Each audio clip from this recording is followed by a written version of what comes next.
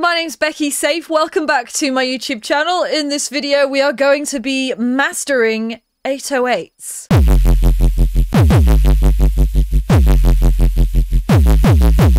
If you're new to the channel or if you're a regular here, please consider subscribing, liking and commenting on this video. It is a tiny little action step that can make the difference between me continuing to make this content for you to watch. Today's video was suggested by a viewer who wanted to know how to shorten and lengthen the 808's, so we're going to get into that. But if you have any video ideas that you'd like to see in future, then please comment them below and I will get on to making them. Firstly, let's jump into the history of the 808. The Roland TR-808 drum machine was first introduced in 1980 and then discontinued only 3 years later in 1983. The influence of the 808 can be heard across a multitude of genres, including trap, hip-hop, drum and bass, house, techno. You'll have heard it everywhere. Adjusting the bass drum decay is what gives you the ability to shorten or lengthen the sound, with the low frequencies dissipating over time. In today's world, when we hear somebody say 808's, we instantly think of the 808 drum machine, the kick drum that is used to make a bass sound. And this is built from a sine oscillator, a low pass filter and a VCA or voltage controlled amplifier. All we need is a VST that is capable of doing all three, and there's many out there that you can use. For example, Ableton's operator, you've got Serum, but today we are going to be using Vital. Coming up, I'm going to give you a free download. I'm also going to take inspiration from Dillinger in the studio video from 1998, and we're going to use that to shape the bass. And at the end of the video, I'm going to show you how you can add your own flair and variation to make your own unique 808's. The timestamps to this video are below in the description, so you can skip to your favorite section, but let's get into it. Load in your sine wave from factory and basic shapes, drop it down to a bass frequency octave.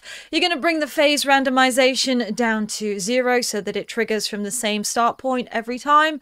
And then we're going to go over to the ADSR envelope, which is your attack, decay, sustain and release. And you remember, as we previously mentioned, the 808 is controlled by the amount of decay. So we're going to bring the sustain all the way down, and we can bring the release in a little bit as well. And if you do have a click on the start of your sound, you can increase the attack a little bit. And now we have this, we can then start to shape our 808 using the decay. A shorter decay is going to give you more of a kick drum sound, and a longer decay is going to give you your more elongated bass note. So this is how you can shorten and lengthen your 808's using the decay. And let's have a look at that.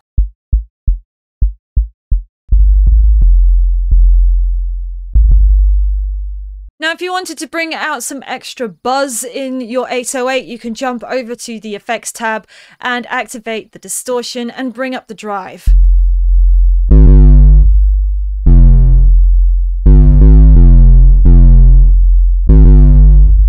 Now, I was watching a Dillinger in the studio video from 1998 and I was super inspired by the sounds that he was creating. I'm going to link the video below in the description and the timestamp as to where I saw this kind of technique being manually introduced. And what he was actually doing was introducing a wobble of noise using a fader, like manually using the fader.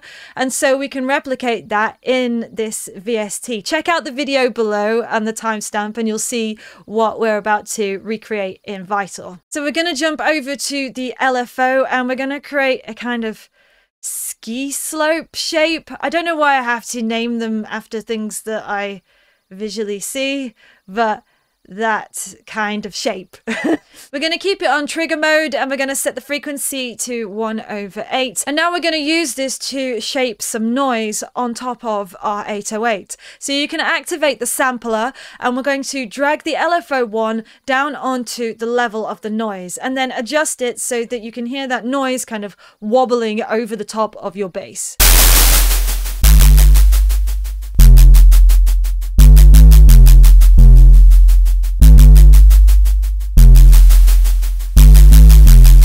you can hear that this noise is wobbling, but the bass is quite static. And so to marry them together in partnership, we're going to take this LFO and drag it up to the level of the sine wave.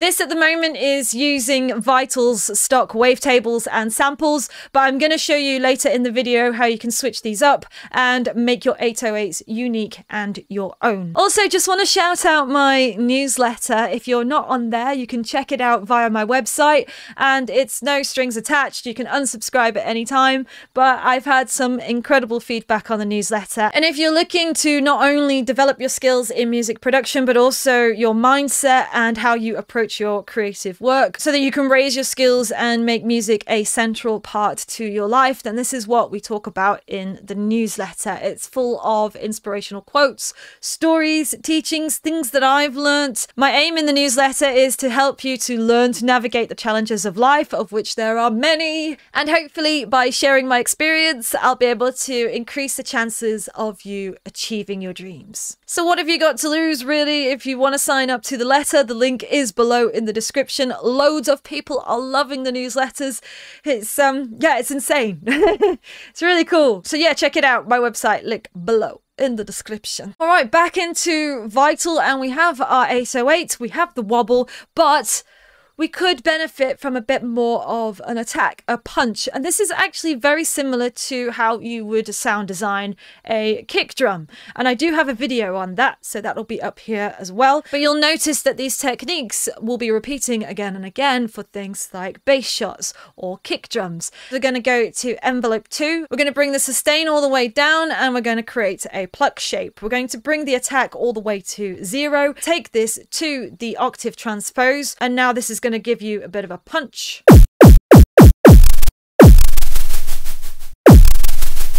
We don't need it that much, so we can attenuate by bringing the amount down. And then we can adjust the shape.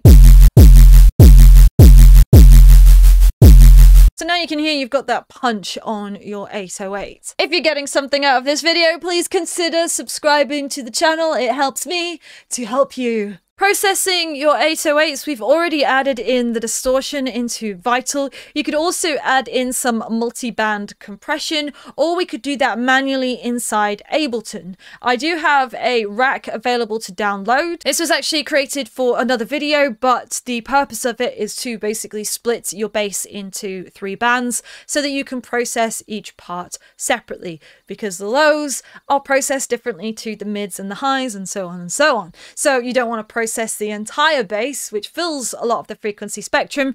You don't want to be just throwing exactly the same processing on all of the different frequency ranges. So the low frequency, we can now mono this using Ableton's utility. We can just stick that in mono. We could also add further distortion or saturation onto our mid-range so that we're pushing up the mid-range. And you could go ahead and add some erosion onto your high frequency so that it gives a bit more of a crunch.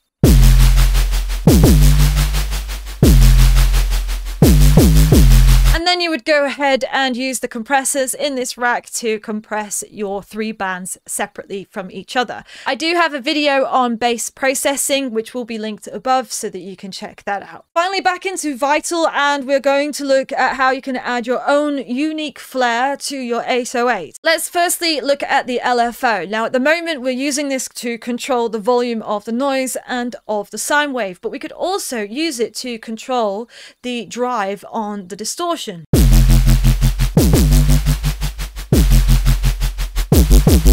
And also the sampler in Vital is a sampler, so even though you've got all these drop down options, you can actually drag and drop into this sampler.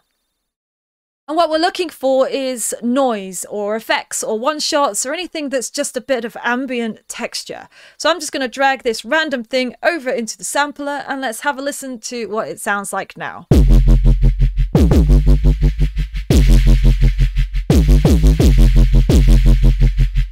And that's just actually an effects downshifter. So what you've done there is you've made your 808 from the sine wave, but you've now made it unique to yourself by adding in your own samples in Vital. Thank you so much for checking out this video. Please like it, comment below if you got something out of it, and subscribe to the channel so that you can see more content from me. My name's Becky Safe, and I will see you for another video. Bye!